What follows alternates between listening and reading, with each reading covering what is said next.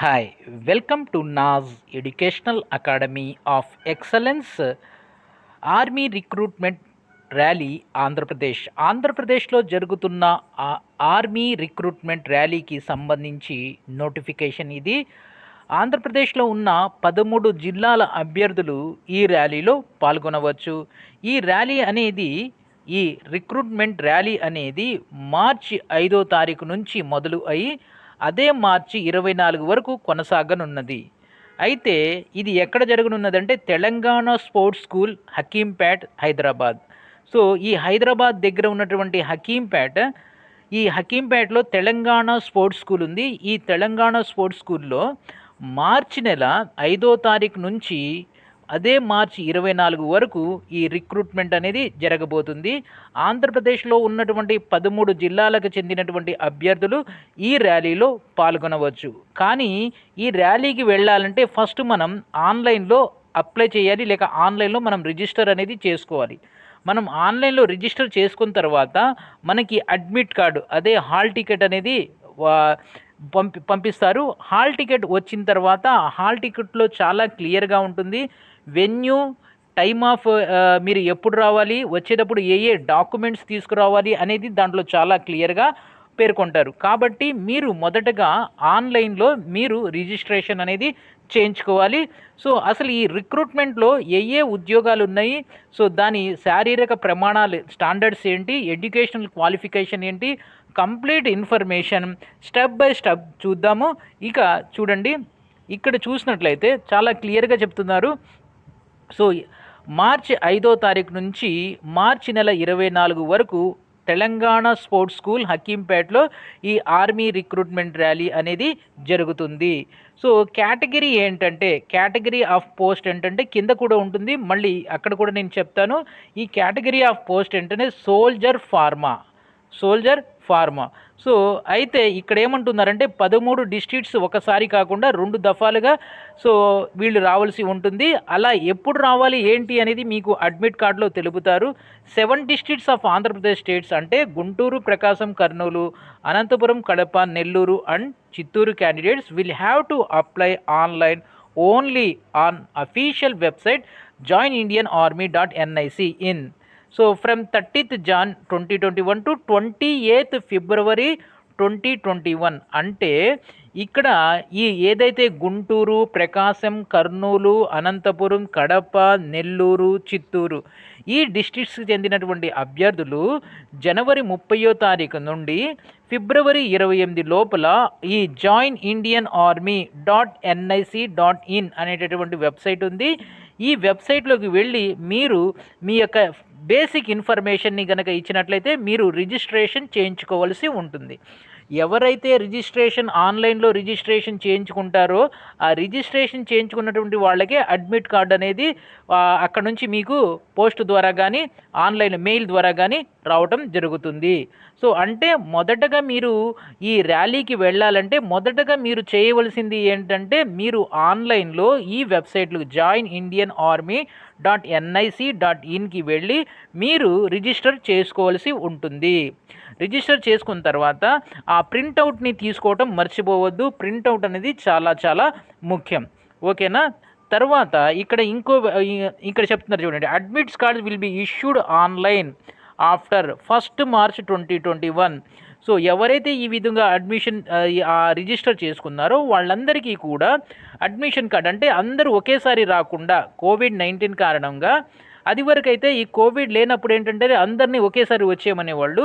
కానీ ఇప్పుడు COVID-19 కారణంగా ఏమంటున్నారంటే ఎవరైతే ఆన్లైన్లో రిజిస్టర్ చేసుకున్నాడో వాళ్ళని బ్యాచ్ బై బ్యాచ్, అంటే ఈరోజు ఇంత స్ట్రెంత్ అని పిలవడం జరుగుతుంది. అందుకే అడ్మిట్ కార్డ్స్ అనేవి మీకు ఆన్లైన్లోనే ఇవ్వడం జరుగుతుంది. అది ఎలాగా అనేది మనం కింద చూద్దాం.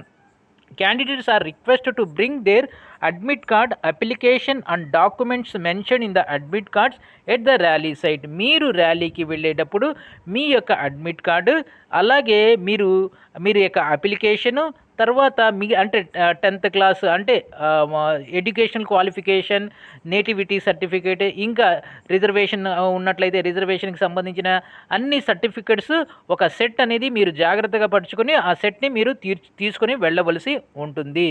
So okay, right. ఇక ఈ రిక్రూట్మెంట్ ఏదో చూద్దాం. చూడండి, ఇక్కడ కొంచెం ఇక్కడ హైలైట్ చేసినటువంటి క్యాపిటల్ లెటర్స్ ఉందో ఒకసారి చూద్దాం. Candidates will report to Telangana sports school, Hakimpet, Telangana. So at 00:30 hours on the scheduled date and time as per the programme given in the admit card. Candidates are required to report with clean shaven face. మీకు admit కార్డులో ఇచ్చినటువంటి టైంకి so అక్కడ మీరు report చేయవలసి ఉంటుంది. అంతేకాకుండా ఇక్కడ ఇంకో ముఖ్యమైనటువంటి పాయింట్, సో ఇది మర్చిపోయినట్లయితే ఇబ్బంది అవుతారు. మీరు ఈ ర్యాలీకి వెళ్ళేటప్పుడు మీరు క్లీన్ షేవ్ అనేది చేసుకొని ఉండాలి. సో గెడ్డంతో వెళ్ళినట్లయితే మిమ్మల్ని లోనికి అలౌ చేయరు. ఇది చాలా గుర్తుపెట్టుకోవాల్సిన విషయం. సో తర్వాత medical exam of candidates. Primary medical examination will be carried out with the effect of 6th March 21 onwards. అంటే ఎవరైతే ఈ ర్యాలీకి అటెండ్ అవుతారో వాళ్ళకి బేసిక్ మెడికల్ టెస్ట్ అనేది చేయడం జరుగుతుంది. అది 6వ తారీఖు మార్చి నుంచి జరుగుతుంది. ఇక స్పోర్ట్స్ పర్సన్ గురించి, స్పోర్ట్స్ పర్సన్ ఏంటంటే స్పోర్ట్స్ పర్సన్ యొక్క స్పోర్ట్స్ సర్టిఫికెట్స్ అనేవి ఖచ్చితంగా తీసుకురావాల్సి ఉంటుంది. ఈ స్పోర్ట్స్ సర్టిఫికెట్స్ నేషనల్ లెవెల్లో కానీ, ఇంటర్నేషనల్ లెవెల్లో కానీ, స్టేట్ లెవెల్లో కానీ, డిస్ట్రిక్ట్ లెవెల్లో కానీ పార్టిసిపేట్ చేసి ఉండాలి. అలాగే 6 నెలల అంటే ఇక్కడ నుంచి 6 నెలల వెనక టైం చూసుకొని ఆ టైంలో ఇష్యూ చేసినటువంటి సర్టిఫికెట్స్ అయి ఉండాలి. సో అలాగే ఆ సర్టిఫికెట్స్ అఫీషియల్ అంటే ఏదో లోకల్ బాడీస్ కాకుండా అఫీషియల్గా గవర్నమెంట్ ఆఫ్ ఆంధ్రప్రదేశ్ కానీ, గవర్నమెంట్ ఆఫ్ తెలంగాణ కానీ ఇలా అఫీషియల్ గవర్నమెంట్ బాడీస్ ఇష్యూ చేసినటువంటి సర్టిఫికెట్స్ అయి ఉండాలి. ఇది స్పోర్ట్స్ పర్సన్ గురించి. ఇక ఓన్లీ స్పోర్ట్స్ పర్సన్ గురించి ఒక వీడియో అనేది చేస్తాను, ఎందుకంటే చాలా డీటెయిల్స్ ఉన్నాయి. ఇప్పుడు మనం జనరల్ చూద్దాం. జనరల్ చూసిన తర్వాత ఫస్ట్ ఇక్కడ చూసిందే అందరూ బేసికల్లీ మనం అందరం కూడా ఏం చూస్తామంటే అసలు దీనికి ఎలిజిబిలిటీ ఏంటి అనేది చూద్దాం. సో ఇది అన్నిటికన్నా మనకు చాలా ఇంపార్టెంట్. స్పోర్ట్స్ పర్సన్స్ గురించి కంప్లీట్గా ఒక వీడియో అనేది రేపు నేను మీకు తీసుకురాబోతున్నాను. అయితే ఇది బేసిక్ ఎలిజిబిలిటీ అనేది చూడండి. ఎలిజిబిలిటీ కండిషన్ యాక్చువల్గా కేటగిరీ నేమ్ ఏంటంటే సోల్జర్ ఫార్మా అంటే ఫార్మసిస్ట్ అని కాదు, ఇక్కడ దానికి ఒక టైటిల్ పెట్టారు సోల్జర్ ఫార్మా. వీళ్ళకి ఏజ్ వచ్చేసి 19 నుండి 25 సంవత్సరాలు ఉండాలి. ఏజ్ అనేది 19 నుండి 25 సంవత్సరాలు ఉండాలి. రిజర్వేషన్ అనేది ఎలాగో ఉంటుంది జనరల్ అభ్యర్థులకి. సో ఇక్కడ డేట్ కూడా మెన్షన్ చేశారు చూడండి, ఏ తారీఖుల మధ్య పుట్టి ఉండాలి. 1 అక్టోబర్ 1995కి ముందు పుట్టి ఉండకూడదు. 1 అక్టోబర్ 1995 నుంచి 1 అక్టోబర్ 2001 ఈ డేట్స్ మధ్య పుట్టి ఉండాలి. ఆ తర్వాత కానీ అంతకు ముందు కానీ పుట్టినటువంటి అభ్యర్థులు అర్హులు కాదు. ఇది ఏజ్ గురించి. ఇక హైట్ విషయాన్ని చూసినట్లయితే సో 165 సెంటీమీటర్లు హైట్ ఉండాలి. 165 సెంటీమీటర్స్ హైట్ అనేది ఉండాలి. తర్వాత ఇక మినిమం ఫిజికల్ క్వాలిఫికేషన్స్ దీని గురించి చూసినట్లయితే వెయిట్ అనేది హైట్కి తగ్గ వెయిట్ ఉండాలి. కింద ఒక చార్ట్ ఇచ్చారు, ఆ చార్ట్ను మనం చూద్దాము. వెయిట్ అయితే ఇక్కడ పసిఫిక్ ఇంత ఉండాలి అని చెప్పట్లా, హైట్ని బట్టి వెయిట్ ఉండాలి అనేది కింద చెప్తున్నారు. దాన్ని చూద్దాం ఒకసారి. చెస్ట్ గురించి చెప్తున్నారు చూడండి. చెస్ట్ అనేది 77 సెంటీమీటర్స్ ఉండాలి. సో కానీ గాలి పీల్చుకున్నప్పుడు 5 సెంటీమీటర్స్ అనేది ఎక్స్పెండ్ అవ్వాలి. 77 సెంటీమీటర్స్తో పాటుగా 5 సెంటీమీటర్స్ అనేవి ఎక్స్పెండ్ అవ్వాలి. తర్వాత ఇక ఎడ్యుకేషనల్ క్వాలిఫికేషన్ ఏమీ లేదు. 10+2 ఆర్ ఇంటర్మీడియట్ అంటే ఇంటర్మీడియట్ కానీ సిబిఎస్ఈ ప్యాటర్న్లో అయితే 10+2 కానీ పాస్ అయి ఉంటే సరిపోతుంది. అయితే ఇక్కడ చూడండి, examination pass and qualified in D pharma with minimum 55% in aggregate and registered with the State Pharmacy Council of India. Individual qualified B Pharma with minimum 50% marks and registered. Okay, ఇక్కడ ఏమంటున్నారంటే 10th class plus అంటే intermediate pass అయ్యి ఉండి ఇంటర్మీడియట్తో పాటుగా మీరు diploma in pharmacy లేక B pharmacy, diploma in pharmacy అయినటువంటి వాళ్ళు డిప్లొమా ఇన్ ఫార్మసీ అనేటటువంటి వీళ్ళు 55% ఆఫ్ మార్క్స్ అనేది ఉండాలి. ఇక్కడ ఎక్కడి నుంచి ఉండాలి? త్రూఅవుట్ మీరు 10th ఇంటర్మీడియట్ ఆ తర్వాత డి ఫార్మసీ చూసినట్లయితే 55% మార్క్స్ అనేది ఉండాలి. ఇక్కడ మనం గుర్తుపెట్టుకోవాల్సిన విషయం ఏంటంటే, సో వీళ్ళు 10th క్లాస్లో, ఇంటర్మీడియట్లో, డి ఫార్మసీలో అన్నిట్లో కూడా 35% ఉండాలా, లేక కేవలం డి ఫార్మసీలో మాత్రమే 35% ఉండాలా అని దాని మీద క్లారిటీ అయితే ఇవ్వలేదు. సో మీకు 10th క్లాస్లో పాస్ అయ్యి, ఇంటర్మీడియట్ పాస్ అయ్యి తర్వాత డి ఫార్మసీలో 55% ఉన్నట్లయితే మీరు అప్లై చేయవచ్చు. దాంతోపాటుగా డి ఫార్మసీ కాకుండా మీరు బి ఫార్మసీ చదువున్నారనుకోండి, బ్యాచులర్ ఆఫ్ ఫార్మసీ, మీకు 55% అవసరం లేదు, 50% వచ్చినా సరిపోతుంది. డి ఫార్మసీకి 55%, జస్ట్ బి ఫార్మసీకి అయితే 50% మార్క్స్ అనేది వచ్చి ఉంటే సరిపోతుంది అనేది ఇక్కడ చెప్పడం జరుగుతుంది. Okay, right. ఇక పోయినట్లయితే ఇక్కడ ఈ ఒక చార్ట్, ఒక టేబుల్ లేక చార్ట్ అనేది ఇచ్చారు. ఎంత హైట్కి ఎంత వెయిట్ ఉండాలి, ఎంత హైట్కి ఎంత వెయిట్ ఉండాలి. రెండోది ఏంటంటే, ఈ ఉద్యోగాలకి కేవలం మేల్ అభ్యర్థులు మాత్రమే ఎలిజిబుల్, ఫీమేల్ ఎలిజిబుల్ కాదు, మేల్ మాత్రమే ఎలిజిబుల్. సో ఇక్కడ ఇది టేబుల్ ఒకటి మనం చూద్దాం. 157 హైట్ ఉన్నప్పుడు 157 అనేది రిజర్వేషన్ క్యాండిడేట్స్కి. ఇందాక చూసాం కదా మనం, మినిమం హైట్ ఎంత అన్నారు, ఇక్కడ 165 అన్నారు. Minimum height 165. ఆ మినిమం హైట్ గురించి చూద్దాం. చూడండి, అది ఎవరికి మినిమం హైట్ 165? అన్రిజర్వ్డ్ క్యాండిడేట్స్కి. ఇక్కడ చూసారా 165కి వెయిట్ అనేది 49 kgs ఉండాలి. 49 kgs అనేది ఉండాలి. ఓకేనా? సో ఆ విధంగా హైట్ని బట్టి ఇక్కడ వెయిట్ అనేది ఇక్కడ మెన్షన్ చేయడం జరిగింది, ఎంత ఉండాలి అనేది. ఇది టేబుల్, రైట్నా? సో నెక్స్ట్ ఆ తర్వాత రైట్ రెండోది ఇక్కడ ఒక పాయింట్ చెప్తున్నారు.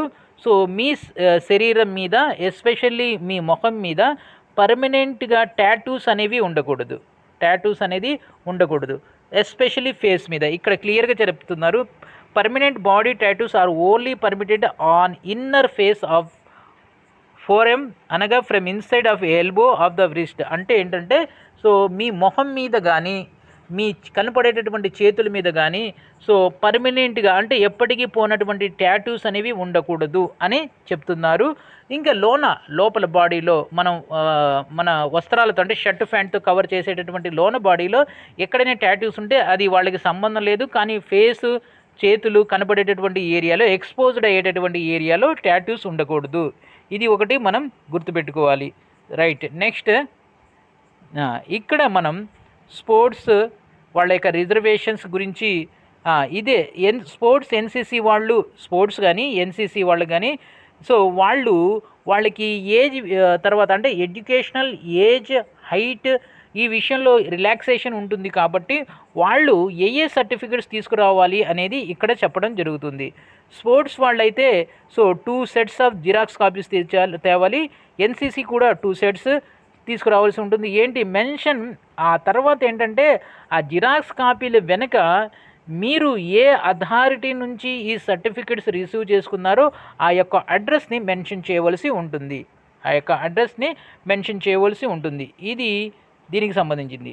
తర్వాత ఇక్కడ మనం ఎలా రిజిస్ట్రేషన్ చేయాలి అనేది మనం చూద్దాము. ఇక్కడ చూడండి, registration all candidates are required, ఇందాక కూడా చెప్పారు, to register themselves online on the website joinindianarmy.nic.in and apply online so from the 30th January 21 to 28 February 21. So right, ఇది ఏంటంటే ఏ విధంగా అప్లై చేయాలి, ఎలా మనం రిజిస్టర్ చేసుకోవాలి అనేది ప్రాసెస్. ఇది ఒక వీడియోలో మనం చూద్దాం, ఎందుకంటే బేసిక్గా అసలు నోటిఫికేషన్లో ఏముంది ఈ వీడియోలో చూద్దాం.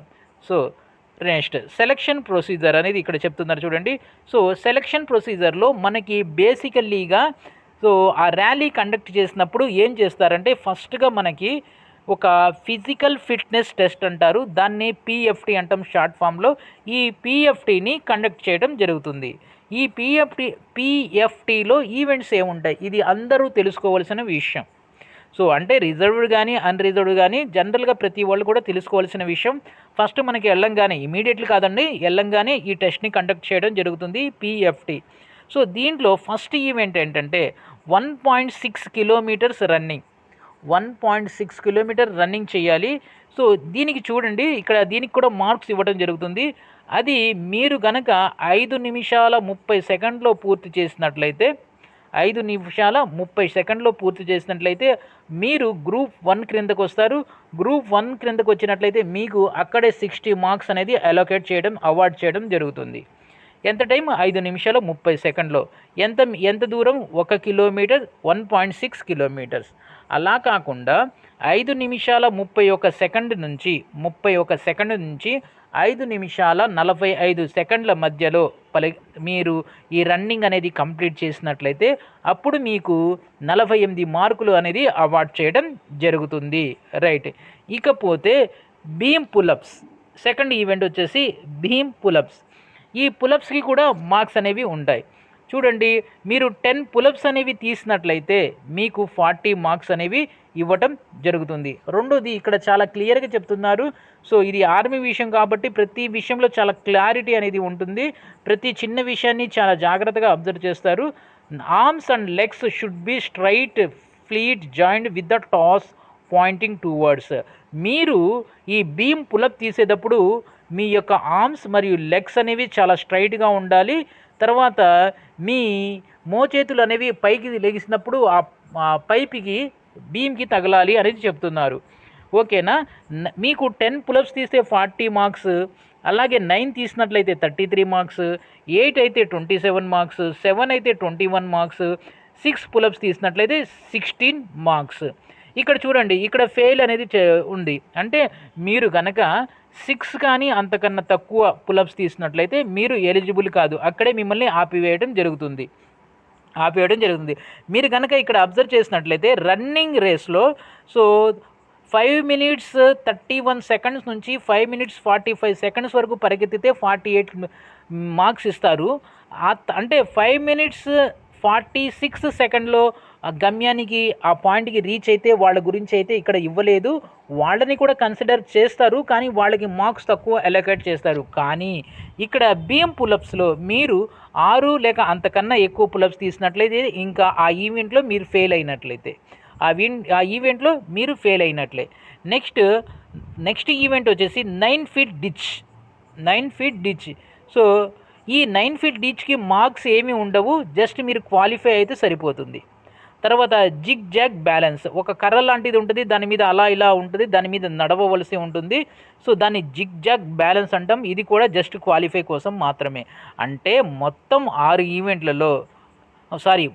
ఈవెంట్లలో 2 ఈవెంట్స్కి మార్క్స్ ఉన్నాయి. 2 ఈవెంట్స్ జస్ట్ క్వాలిఫై అయితే సరిపోతుంది.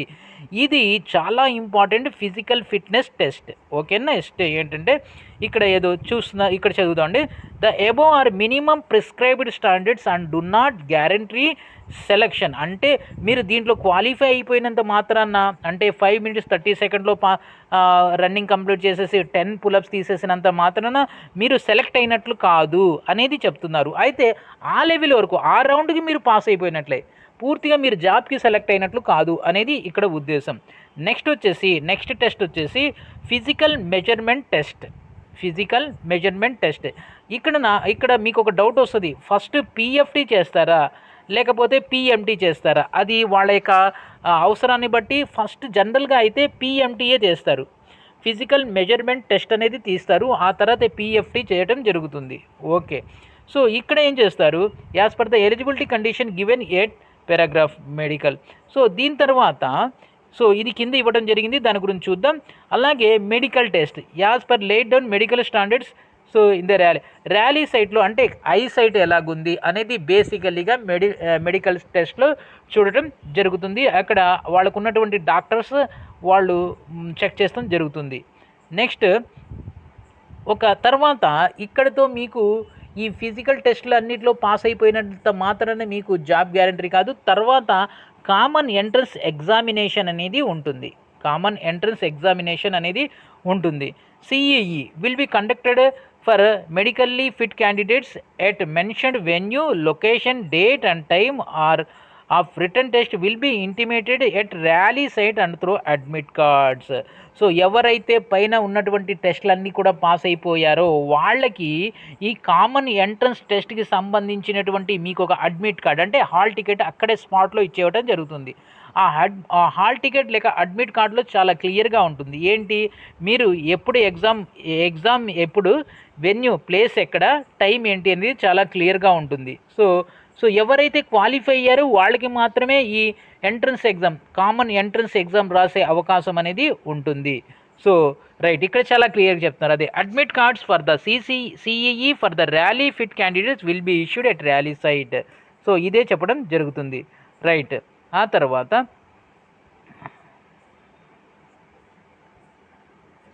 సో అయితే ఏం లేదు, మీరు వెళ్ళేటప్పుడు అంటే ర్యాలీకి వెళ్ళేటప్పుడు మీ డాక్యుమెంట్స్ వేటిని కూడా పిన్ అనేది చేయకండి.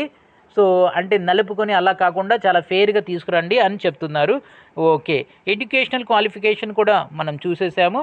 సో రెండోది ఏంటంటే education certificate mark sheet in original of all educational qualification achieved by candidates అనగా 10th class, intermediate, diploma, graduation etcetera. Education certificate issued by education board affiliated to listed by state union government. So ఇక్కడ ఏమీ లేదు, మీ యొక్క original డాక్యుమెంట్స్ని తీసుకుని వెళ్ళవలసి ఉంటుంది.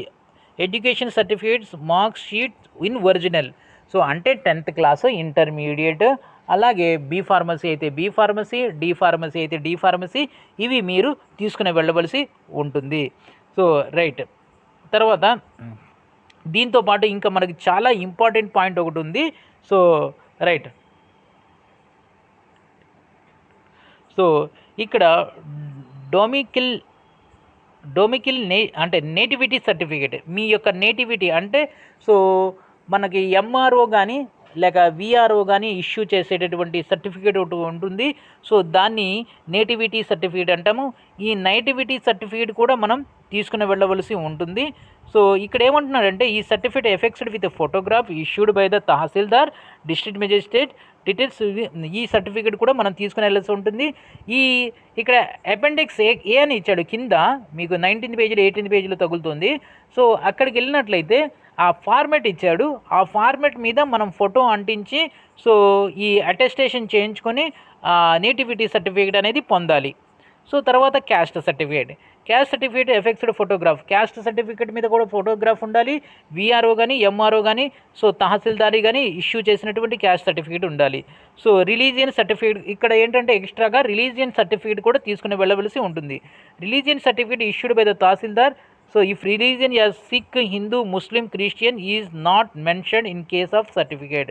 అంటే మీకు క్యాస్ట్ సర్టిఫికేట్లో అక్కడ మీరు హిందూ, ముస్లిం, క్రిస్టియన్ అనేది మెన్షన్ చేయకపోతే సపరేట్గా రిలీజియన్ సర్టిఫికేట్ అనేది తీసుకునవలసి ఉంటుంది.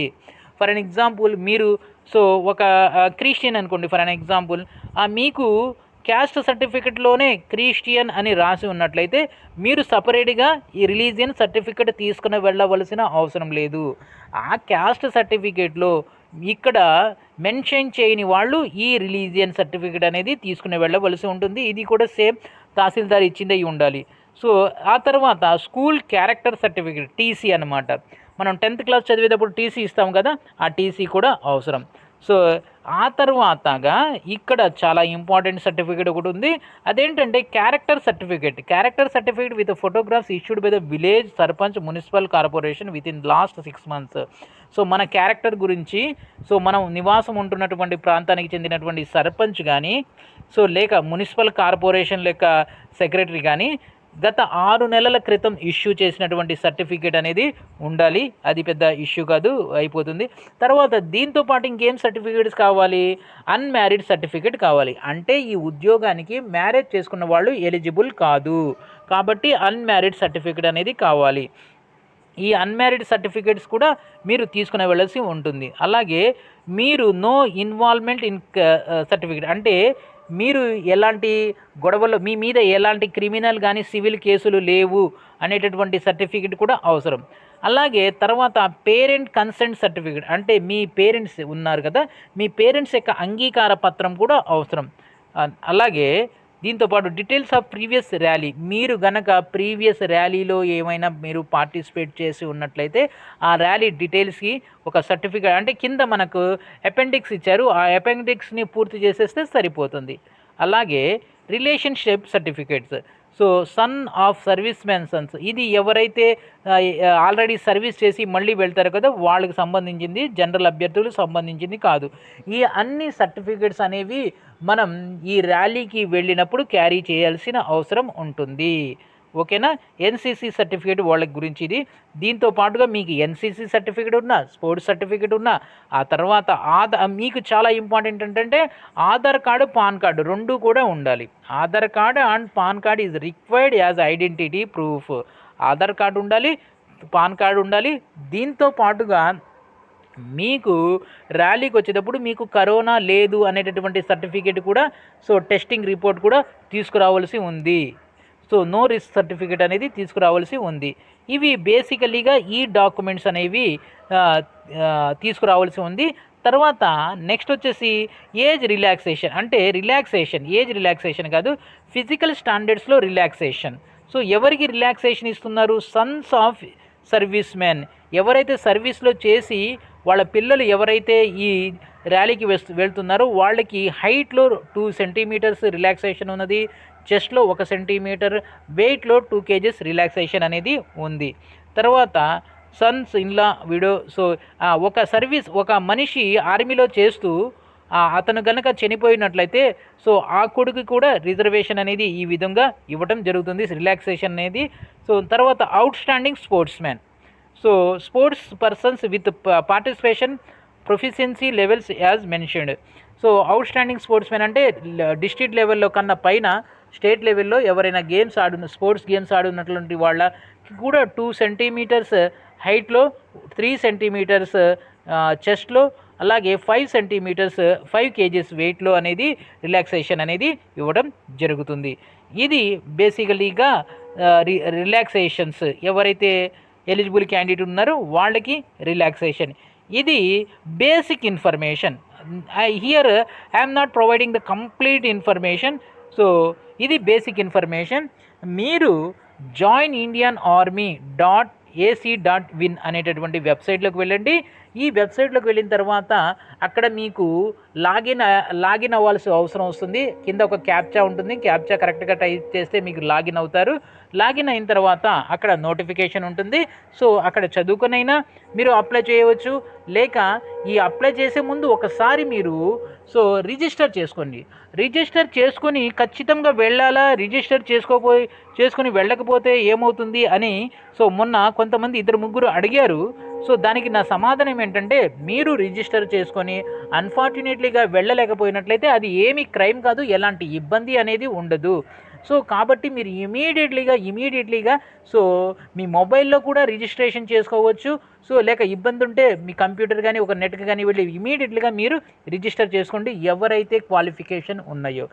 Thank you. Have a great day and great future head of you.